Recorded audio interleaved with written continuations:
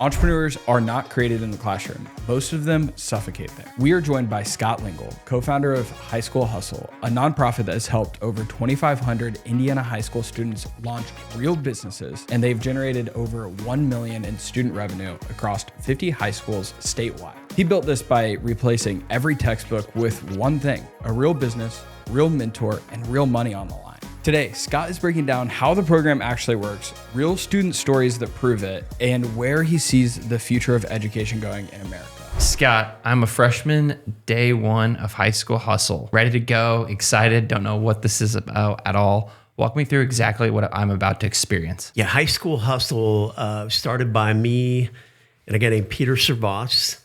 And we have one employee, his name's Hunter Beal. And Peter and I, when we started this, we really didn't want to recreate the wheel. We went out and looked for, okay, what exists in the world to help kids become entrepreneurs? And all we could find were pitch competitions and hypothetical theory. And so High School Hustle is just plain and simple, learn it by doing it. And what we want you to do as a freshman is we want you to find a business. We're going to give you a list of 200. And these are things like car detailing, pressure washing, lawn mowing, window washing. Literally, we have a list of 200. The common denominators are you should be able to watch 4 or 5 YouTubes and figure out the skill. And either your parents have all the supplies in the garage, or for $100, you can go on Amazon and buy them all. And then get started literally this weekend. And what happens to every kid is they get all fired up and they sell mom and dad and they sell grandma and grandpa. And then they tell us, oh, I'm out of gas. And so we want to help kids do is get over their fear and go knock on a door. And it's scary as crap for any high school kid, especially a freshman. But if a kid can get over their fear and lean into that and overcome rejection, there's no stopping that kid. And that's really why we exist. Do you have a few specific success stories that you'd want to share? Yeah. First one is Jackson Nunnery, talking about door knocking. So kid from Carmel, he was a freshman, couldn't drive. I did pressure washing last year and finished 8th in our statewide competition, made $25,000. And keep in mind, this is the only, as a freshman, no car. This is June and July only is when we run the competition. He literally, every day, mom or dad had to drop him off in the front of the neighborhood with a wheelbarrow full of his pressure washing supplies. In Carmel. And he would just go door knocking until he found a job, and then he would do the job, and then he would door knock some more. Because he was 15, he couldn't buy a car, but he was smart enough. Halfway through the summer, he had enough money to buy a golf cart, and he attached the wagon to the golf cart, and he could drive himself to the neighborhoods.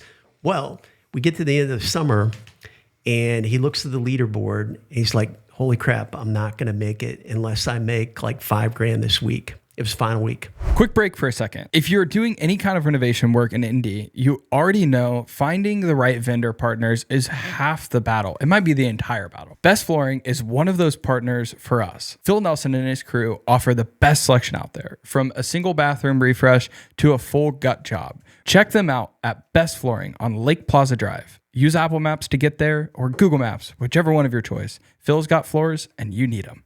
Call him up. He's in the richest neighborhood in Carmel, or one of them. There's a lot of them.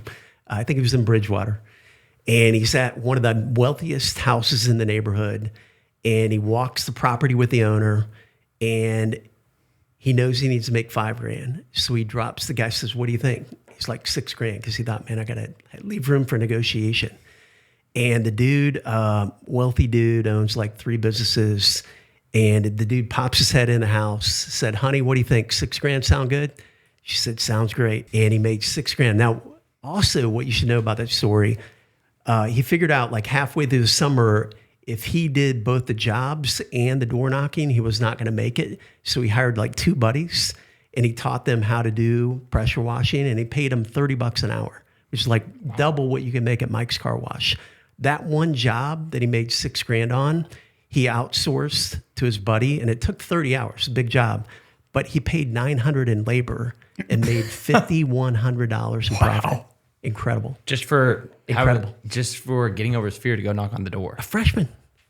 What? Do you find most of these kids have the chops to go out there and do that? Or how do you help them get over that? It's about 10%. And again, going back, it's A players in the making.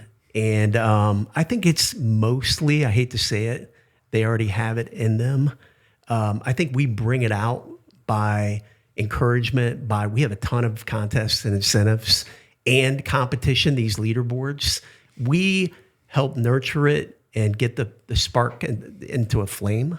But I think these kids have a little bit in them already when they show up, if I'm being honest. That has to be so true. If you would have come to my high school when I was in high school, I would have signed up immediately, right? Like, you just have that fostering of like, let's be an entrepreneur, and then being able to light the little tiny spark that they have and kindle the flame. Yeah. It's amazing. That's such a cool story. One more story I got to share. One of my favorites, and it actually involves Tyler and I together. Year one that we were doing this, we only worked with kids that came to us from Shepherd Community. So Shepherd Community is a ministry on the Near East Side downtown. Worked with a lot of like Tech High School kids, Purdue Poly kids, Washington High School kids. There's a kid named Alden Combs that Tyler and I mentored. Both him and I together were like his main mentors. And this kid was a stud. Like week one, he comes in, he's like, hey, I got an idea. I want to do mobile bike repair. And he had it figured out. And so we coached him up. He didn't need a lot of coaching. The kid was a beast. And sure enough, he started making money. Didn't kill it, made a couple grand or something. But he came to us at the end of the summer, and he's like, hey, I've hit a wall. I'm realizing like I've got enough knowledge to do like 80% of the jobs, but I got like 20% I can't do them because I don't have the knowledge. He said, I've done my homework. He came to us with all this, by the way. He said, I've done my homework. There's a bike mechanic certification course for 1 week out in Oregon. Here's the cost. And it was like $2,000. And we said, absolutely, we'll pay that. We also had to pay the airfare and the hotel. It was the first time Alden had ever been on a flight in his life. Wow. He didn't even have a suitcase. We bought him some luggage, and comes back and is able to do more work. Long story short, he puts that on his resume. And by the way, he knew exactly what he wanted to do when he graduated. He wanted to be an auto body mechanic and fix like a body shop guy. And he was already, he got a job right out of high school working for Ed Martin. But like 1 year after that, he calls Tyler and I and he says, hey, my dream job just opened up. I saw it on whatever, Facebook. And it was Tesla. It was opening up the new Zionsville body shop. And he's like, I would absolutely kill to work at Tesla. And so he put on his resume, founder, CEO, Bike Fix Pro, I think was the name of his mobile bike repair, made a couple grand. It showed all the things he did. Even though he had 1 year experience, they called and he ended up getting a job. And he was like, how did you hire me? Like of all the applicants. And they said, we love the fact that you were an entrepreneur and we hire entrepreneurs first. And that's why I got that job. And I think what I love about that story is that's the majority of the kids we serve. They're not going to go straight into entrepreneurship. But I think having that life experience is going to help them level up in all areas of life. For the students, it's like, great, I can go on YouTube and do this on my own. Why do I need High School Hustle? What are the specific benefits for why this really needs to be national? I think a couple reasons. One, we will match the first $100 they post on our website, on the leaderboard. We match $100 in supplies. One, all we're trying to do there is engagement. How do we get them hooked and engaged in the platform? Two, ton of resources. So we have a library of these YouTubes that are like all the best YouTubes we could find, like a library of, here are 3 on pressure washing. Here are 3 more of the best ones we could find on car detailing. And then I think environments matter. It's surrounding them with all these other kids that are kind of A players doing what they're doing and creating this fun leaderboard where we're handing out money and achievement for, them raising up on the leaderboard. I think it's all about overcoming their fear, and we create environments to help them overcome that fear is mainly why we're there. Quick pause here, because if you're an investor in Indianapolis, access matters. That's why we work closely with Tony Boutros at Indy Homes Reborn. He's one of our main sources for off-market wholesale deals and consistently brings strong opportunities to our agents in our investor network. Click the link in our bio to get access to what Indy Homes Reborn has available. Well, I know a huge piece too is the meetups. Yeah. So it's not only do they have the community within the mentors that are usually present within the schools and the other students in the competition, they're meeting with literally the top entrepreneurs and business owners in Indianapolis. Yep. How do you plan to take this national? Is that one of the goals? Yeah, the goal is try to automate as much as we can online. With the main thing we're doing is we're creating these incentives. We'll match first $100. Library of resources, which, the world doesn't lack that. YouTube's got all that. All we're trying to do is curate it a little tighter, specific to our lanes. Right. And then I think the leaderboard competition is what's going to make it go viral. Last year, we gave away $100,000 just for the months of June and July to the top 10 in the state. Eventually, we want to give away $1 million across the country, and we think that'll be a big enough magnet to get kids interested. Let's say I'm in Oregon. I got a mower. I can go mow my neighbor's yard. Maybe I want to buy a trailer and hire some guys. Can I join High School Hustle? When is this rolling out? Probably next year. Right now, we are mainly focused in Indiana, and we do have a couple test markets where we're going outside the state. We're doing one in Louisville and one in Cincinnati. It's probably going to be next year when we go national.